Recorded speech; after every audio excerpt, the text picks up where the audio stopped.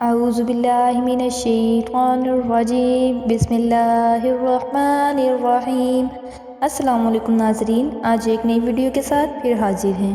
فضائل وضو کا بیان۔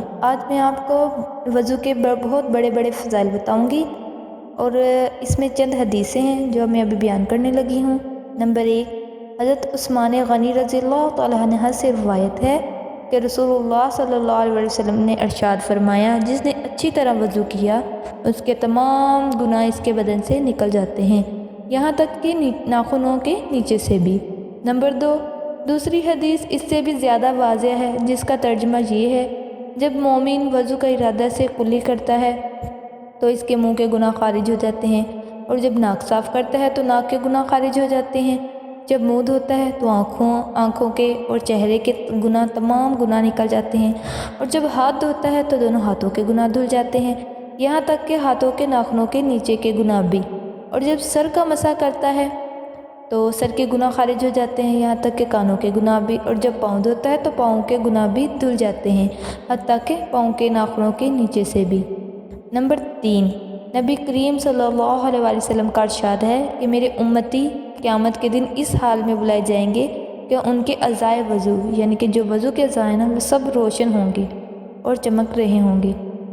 اور نمبر 4، حضرت ابو ہریرہ رضی اللہ تعالیٰ عنہ سے روایت بیان کرتے ہیں کہ رسول اللہ صلی اللہ علیہ وسلم نے دریافت فرمایا کہ بتاؤ، اگر کسی کے گھر کے دروازے پر ایک نہر جاری ہو اور وہ اس میں روزانہ 5 مرتبہ غسل کر رہا ہو، کیا اس کے جسم پر کوئی میل باقی رہے گا؟